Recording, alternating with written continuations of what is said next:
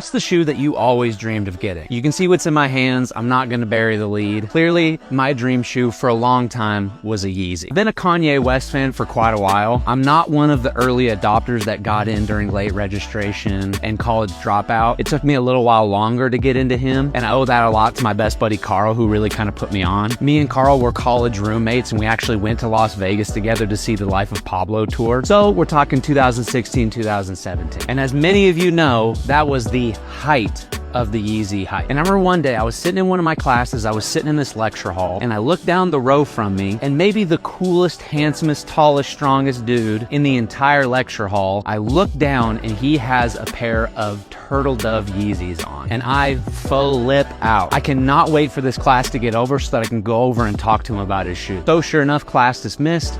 I run over there.